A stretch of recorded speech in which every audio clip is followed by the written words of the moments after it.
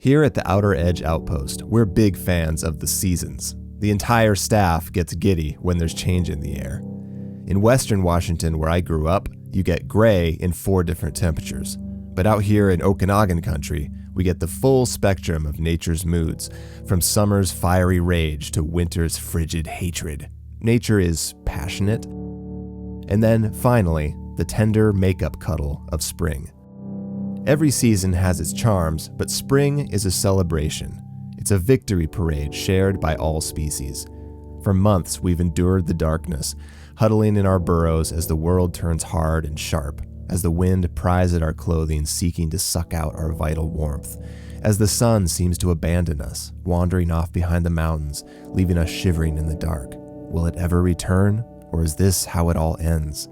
Only humans have knowledge to cling to, our astronomy and calendars. We know it'll come back, it always does, but every year it seems to take longer, too long. What if this time, there's always that sliver of doubt, as if in solidarity with the animals who have no idea what's happening, who take every sunrise as a welcome surprise, and who have every reason to believe that winter is the death of the world.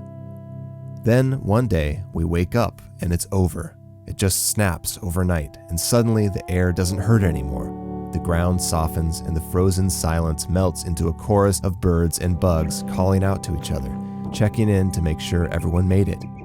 You can feel the living world shaking off the chill. The deer start jumping and kicking. There's a giddy energy in the ravens swooping and circling, and my boy Bob goes maximum Bob. After months of being cooped up with me in the shed, forced to use a litter box and play with toys like a child, he's finally free to run wild as king of the beasts. Climbing where he wants, shitting where he wants, getting dirty, having fun, living. Bob is a goddamn inspiration. Watching his simple joy reminds me over and over that we're not really here to build careers and pad bank accounts. All of that can fall away, even all the way to the bottom with nothing but food and shelter, and we're still succeeding at being alive. We can still go Bob to the fullest.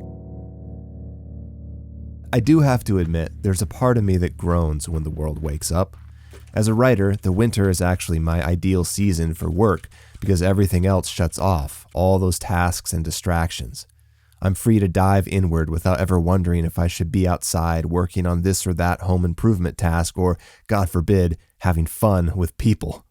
Spring means the return of decision-making and the ever-expanding to-do list. Spring also brings the devils, the winged embodiments of mindless malice, nature's fascist police. But they're not quite here yet. Wasps aren't here yet, flies aren't here yet, rattlesnakes aren't here yet. For this brief window, the world is a friendly place. No one wants to drink my blood or tears. No one wants to detain me at Stinger Point for thought crimes against the state. And no one wants to send me to the hospital because I walked too close and they forgot to rattle. For this brief window, we can all get along. That might be my favorite part of spring. This momentary truce as all creatures emerge from their winter bunkers, still calm and mellow, not yet launched into the frenzy of feeding, fighting, and fucking. We regard the newborn year with a contemplative mood. The flowers haven't bloomed yet. The world hasn't exploded into that orgy of pollination and nectar. It's not quite time for business. First, a solemn pause. A collective acknowledgement that we survived another one. Another win for team life against the icy void of team entropy. The noise of spring is like a cheer from all living things. We made it. We're still here. Now let's do this thing again.